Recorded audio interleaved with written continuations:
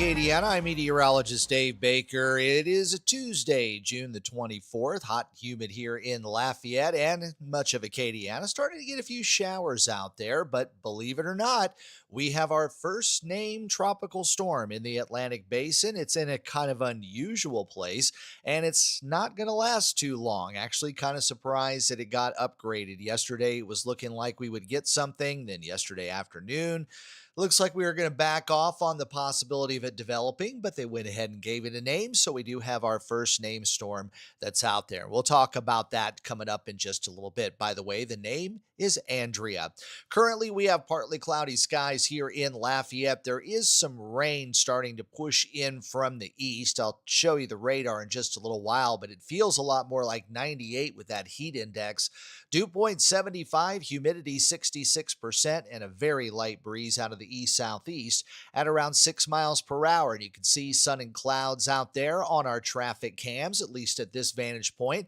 Doesn't look like there's too many weather issues, but if you're on the westbound I-10 coming toward the I-49 interchange, looks like you got some issues there. Might be a few slowdowns, but most of the action looks like it's pulled off to the side of the road, but you can see some sunshine there up through Opelousas and even in toward Alexandria. So there is a look at the radar. And we've got those showers that are starting to develop here over parts of St. Martin Parish, rather. So if you live over toward Parks, you probably got a little rain on the west side of the bayou there. That is going to start to push into Lafayette. So over by the airport, we're seeing some stray showers. Also just north of I-10, we've got a little action there. And then off toward the southwest, some showers beginning to develop along the sea breeze. And then most of the action is out here in the offshore waters, but also wanted to pull up the Hammond radar just to kind of give you an idea of what else is out there coming in from the east. And this is pretty much where most of our rain is going to come from over the course of the day.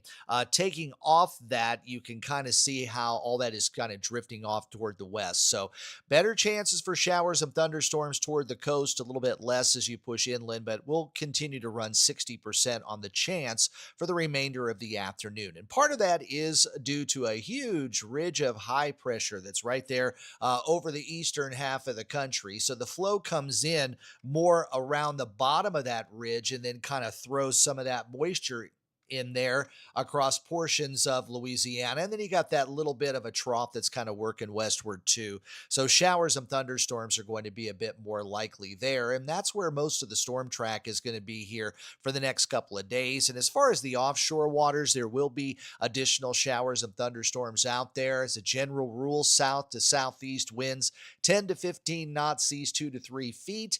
And of course, those winds and seas are going to be higher around those scattered thunderstorms. So as far as the 7-day outlook from the National Hurricane Center, of course, you see Tropical Storm Andrea there, that advisories have been issued on that particular storm, but the rest of the tropical Atlantic looks like it's going to stay quiet for the next several days. So if you're wondering there, this is Andrea, this little bitty swirl of low pressure that's over the northern part of the Atlantic, a little better vantage point on the visible satellite imagery. And like yesterday, we had a nice swirl of low pressure down at the surface, but there wasn't a lot of convection.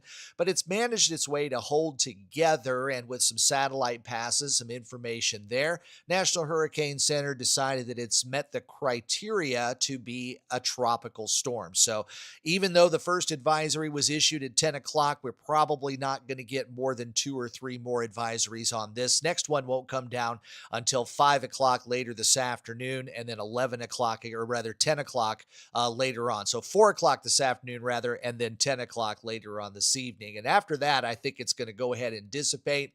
Forecast shows it dropping down to tropical depression status sometime on Wednesday, as it is going to be moving over much colder waters and also a very high wind shear environment. Pretty much all of the computer models are lined up on the same track, which is why that cone is so thin. And as far as the intensity models, all of them call for weakening here over the next couple of days. So we're not too concerned about Andrea.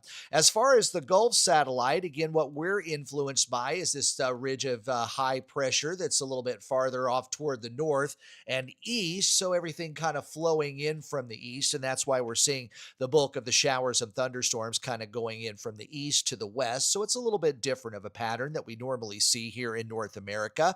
But as we get into the tropical season, you do tend to see more action going east to west rather than west to east. So there's really quiet weather over the Gulf, but we will look at some of the computer models going into the early part of July that might have something trying to develop over the northeastern Gulf from a front, believe it or not, that could be falling southward toward the Gulf Coast. As far as the Central American satellite, you do have a lot of thunderstorm activity there off the Nicaraguan coast. That's going to continue to drift off toward the west, and most likely that's going to continue to keep things rather busy on the Pacific side, as it has been. In fact, we've got another system on the Pacific side that will likely become a tropical depression or tropical storm within the next 24 hours. Looking at the Caribbean, everything is really calm. We have a tropical wave that continues to move off toward the west. There's a ton of Saharan dust out there too, and then you've got some scattered showers and thunderstorms associated with more of an upper trough there over the northern Caribbean islands, and then a bit of a tropical wave that's rolling westward toward the extreme southern portions of the Windward Islands. But as far as what we're looking at, looks like we're not going to see a whole lot of tropical activity. Some of those tropical waves that are moving across the central part of the Atlantic are showing some convection, but for the most part, they're just not looking too interesting out there. So nothing to be too concerned about farther out. So as we look ahead for the next couple of weeks, global tropics hazard outlook, this particular graphic will be updated later this afternoon. Unfortunately, not early enough to have it for Let's Talk Tropics, but I'll be able to give you a preview of this as we get into tomorrow. But I would be guessing most likely at least week 2, or perhaps when we get to week 3, which is going to be from the 9th and then beyond that, I wouldn't be surprised to see some blips over perhaps the northeastern Gulf or perhaps the western part of the Caribbean. So we'll watch and wait and see what happens there. But at least the one that we had kept things rather quiet. But of course, we've had one tropical system that fired up over the northern part of the Atlantic. Water temperatures, meanwhile, are quite warm. And I also do want you to take notice there of the extreme northern Gulf off the Louisiana, Mississippi, Alabama, Florida Gulf Coast. Some of those water temperatures are pushing over 31 degrees Celsius, so you're starting to push into the upper 80s on the Fahrenheit scale there. And the reason why I bring that up is because some of the models are showing a trough kind of digging across the eastern half of the country in about 10 days or so. And a few of those models are trying to spin something up with associated with that trough somewhere over the northeastern part of the Gulf. And with those very warm waters there, that definitely would be concerning. And those temperatures there off the Louisiana coast are well above normal. So it's bath water out there. And really all of the Caribbean, even though we're showing slightly below normal temperatures, those water temperatures are warm enough to support any tropical weather. And the eastern part of the Gulf and the western Caribbean, that heat content is still quite high and it continues to surge. So again, that would be another concern if anything were in that particular area, especially if it had the proper atmospheric conditions. Now, there is a lot of Saharan dust, especially over the central and eastern Atlantic. Some of that is filtering its way westward into the Caribbean and also along the Atlantic coast. And there is a lot of wind shear currently over the Caribbean.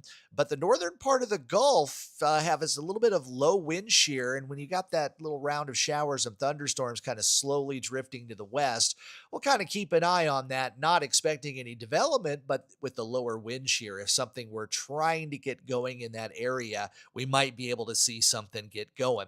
So looking at the global models, and really initially for the first several days, you see some extra moisture trying to build over parts of Central America. But as you start to get into July, watch this particular area here as you see a lot more rain starting to come in right there along the coast toward the end. Now it's resetting here.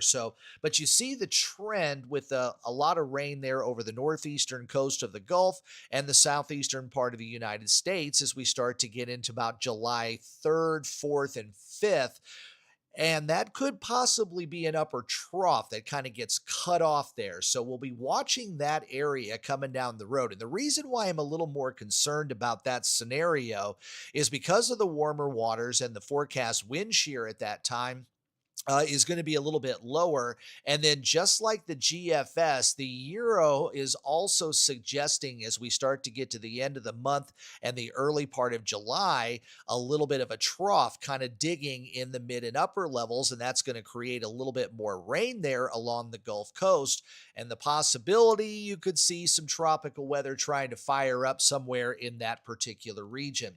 So let's move on to the Canadian model, which again is not really showing a whole lot, just some general movement of action westward across the Caribbean and getting more active as you get into the Pacific. But again, in July, you see this increased activity of showers and thunderstorms kind of concentrated there off the Florida Gulf Coast. And the icon model, even though it doesn't quite go out as far as the other ones, it is starting to see a little bit of a trend for some troughiness over parts of the southeast. So again, that's probably going to be the area, if these models stay consistent over the next couple of days, that would be the area that I want to be watching as we get into the first part of July. But I don't think we're going to see anything really firing up between now and then. And I will say that the GFS did have a bit of a low that developed off that trough going beyond July 4th and kind of drifted that toward the west as a big rainmaker. But those were earlier models. So we'll have to watch to see how the succeeding models kind of play that scenario out, especially as we get closer in, because we're still looking at days 12, 13, 14, which is pretty far out. So we're really kind of trying to just try to find anything to talk about when it comes to tropical weather. But that would be an area that I'd be the most concerned with, or at least a place to watch for the next couple of weeks. Not anything that's imminent at this point, but it is a reason that you do need to be ready for hurricane season before any tropical systems develop, especially if you get something that develops along an old front or an old trough a little bit closer to the coast, because it doesn't give you a whole lot of extra time. It's not like these systems that develop off the African coast and you got a week and a half to 2 weeks to watch them. Sometimes these can develop pretty close to the Gulf Coast and lift inland within a couple of days. And we've even seen tropical systems go from a tropical depression to a Category 1 hurricane in less than 24 hours. That happened, I believe, is back in 2007 along the upper Texas coast. So those are the reasons why you need to be prepared right now when all of the items are available for you at the store, or perhaps you got some of this stuff still laying around from last year's hurricane season, or maybe even the winter storm that we had back in January. So be hurricane ready. Look at this list. Try to grab as much of this stuff that you can within the next several days, and then you're going to be well ahead of schedule of a lot of folks that are getting ready for hurricane season, because as you know, most of us want to wait till the very last minute because we want to visit with all of our friends at the stores trying to get that last case of water or whatever there may be out there at the stores. Well, I hope you enjoy Let's Talk Tropics. If you do, please like this video, subscribe to my channel, and turn on those notifications. Remember, you can hear my forecasts on Big 102.1, Planet Radio 106.7, and Freedom 95.1. You can also hear my forecasts and stay updated on Facebook and X. Those are the handles right there. And of course, thanks to everyone who has already subscribed to Acadiana Weather Today right here on YouTube. I'm Meteorologist Dave Baker. Enjoy the rest of your Tuesday, and I'll see you on Wednesday morning for Acadiana Weather Today at 7.